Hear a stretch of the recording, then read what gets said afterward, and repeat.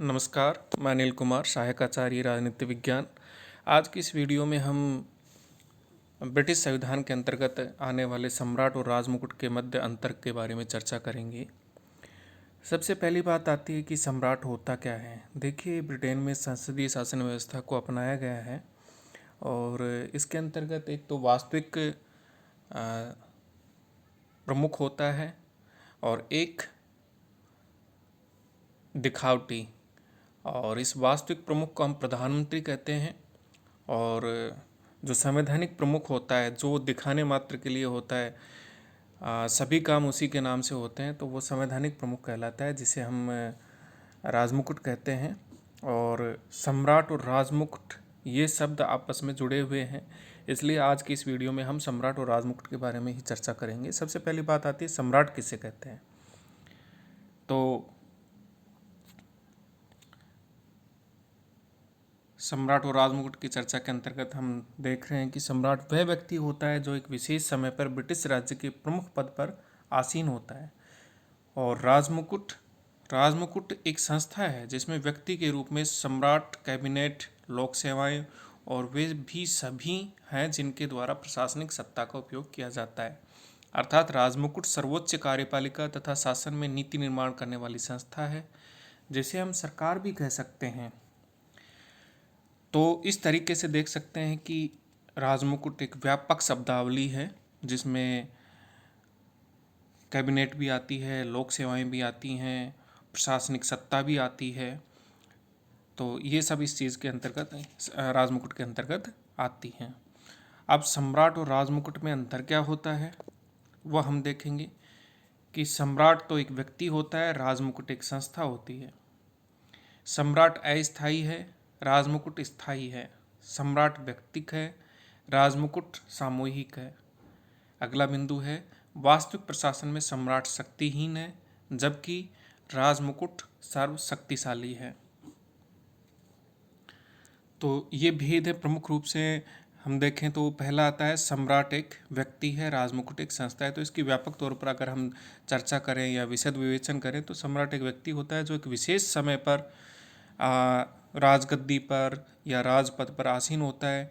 इसके उलट राजमुकुट एक संस्था है, यह शासन सत्ता का प्रतीक है और इसमें विधायी, प्रशासनिक और न्यायिक तीनों ही प्रकार की शक्तियाँ निहित होती हैं। 2 नंबर है सम्राट अस्थायी है, राजमुकुट स्थायी।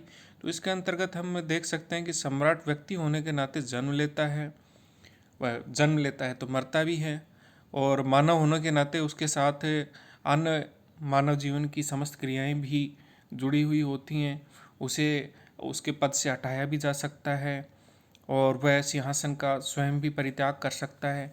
इसके विपरीत राजमुकुट एक संस्था है जो न तो कभी जन्म लेती है ना कभी मरती है। ब्रिटिश कानून के एक प्रसिद्ध व्याख्याता हुए हैं ब्लैकस्टोन। उन्होंने एक जगह उद्धृत किया है कि हेनरी एडवर्ड तथा जॉर्ज की तो मृत्यु हो सकती है लेकिन सम्राट सदैव ही जीवित रहते हैं।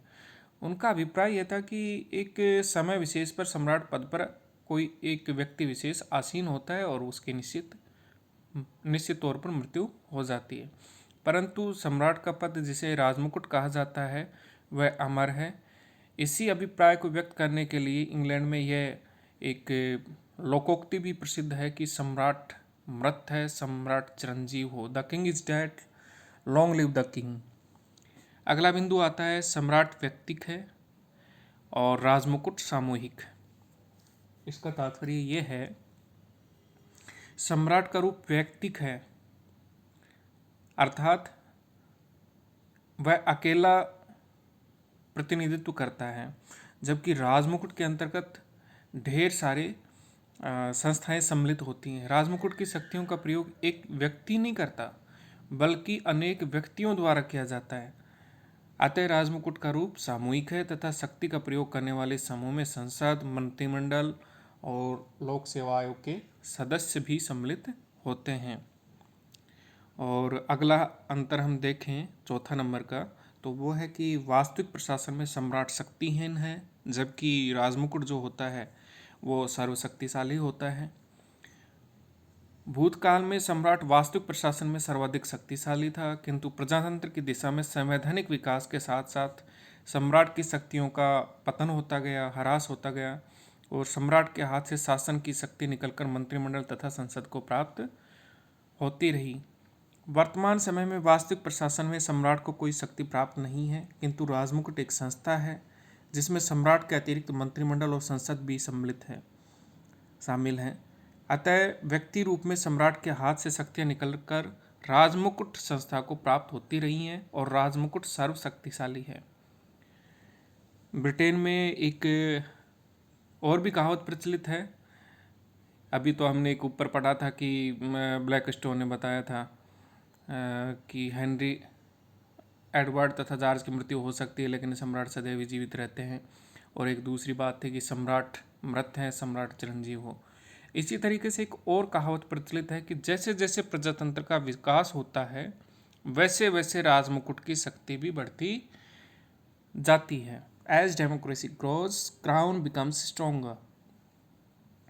विरोधाभास प्रतीत होने पर भी यह नितांत सत्य है, पूरी तरह से ये बात सत्य है कि जैसे जैसे ब्रिटेन में प्रजातंत्र का विकास होता गया है, लोकतंत्र का विकास होता गया है, वैसे वैसे ही राजमुकुट की शक्तियों का भी विकास होता गया है। उसकी शक्तियाँ समय के साथ साथ धीरे धीरे बढ़ती गई हैं। सम्राट और राजमुकुट का भेद वास्तव में राजतंत्र और लोकतंत्र का भेद है। सम्राट राजतंत्र का प्रतीक है, जबकि राजमुकुट जो है वो लोकतंत्र का प्रतीक है, क्योंकि राजमुकुट के अंतर्गत संसद भी आती है, मंत्रिमंडल भी आता है और संसद के जो सदस्य होते हैं तो संसद में वहाँ दो हैं। एक तो होता है लोकप्रिय सदन जिसे कहते हैं वो हाउस ऑफ कॉमन्स, और दूसरा है लोक सभा। तो हाउस ऑफ कॉमन्स के जो सदस्य हैं तो वो जनता द्वारा निर्वाचित होते हैं। तो ये एक तरीके से लोकतंत्र का प्रतीक है। अब अगला बिंदु आता है राजमुकुट की शक्तियाँ। तो इसमें सबसे पहला हम देख सकते हैं कि राजमुकुट की जो सबसे प्रमुख शक्ति है वो है कार्यपालिका शक्ति। राजमुकुट का मुख्य संबंध कार्यपालिका से है। इस रूप में उसके कार्य अत्यंत महत्वपूर्ण है और उसे अत्यंत व्यापक या विस्तृत शक्तियाँ प्राप्त हैं। इस संबंध में उसकी शक्तियों का हम अध्ययन करेंगे तो सबसे पहले पाएंगे कि राजमुकुट का सबसे प्रमुख कार्य समस्त राष्ट्रीय कानूनों को क्रियान्वित करना है। जो भी कानून है उनको लागू करना है, एग्जीक्यूट करना है। नंबर 2 है राजमुकुट प्रधानमंत्री तथा अन्य मंत्रियों की नियुक्ति करता है, यह भी एक महत्वपूर्ण काम है। नंबर 3 है कार्यपालिका शक्तियों का अध्ययन कर रहे हैं हम, तो उसी में है नंबर 3 राज्य के सभी उच्च अधिकारी, जल थल और नभ सेना के समस्त पदाधिकारी, ये सभी राजमुकुट के द्वारा ही नियुक्त किए जाते हैं। नंबर 4 है ग्रेट ब्रिटेन के अन्य देशों के साथ संबंध, औपनिवेशिक राज्य तथा अधीनस्थ प्रदेशों का शासन आदि कार्य राजमुकुट के द्वारा ही निर्धारित और संपादित किए जाते हैं। अगला बिंदु है राजमुकुट ही राजदूतों और वाणिज्य दूतों की नियुक्ति करता है। जो भी विदेशों में ब्रिटेन को प्रतिनिधित्व प्रदान करने वाले राजदूत होते हैं उनकी नियुक्ति कौन करता है? राजमुकुट ही करता है। ये उसकी कार्यपालिका शक्तियों के अंतर्गत आता है। नंबर 6 बिंदु है युद्ध की घोषणा तथा संधि वार्ता भी राजमुकुट के अधिकार के अंतर्गत ही आते हैं। जैसे भारत में युद्ध की घोषणा, शांति की घोषणा इत्यादि कौन करता है? राष्ट्रपति।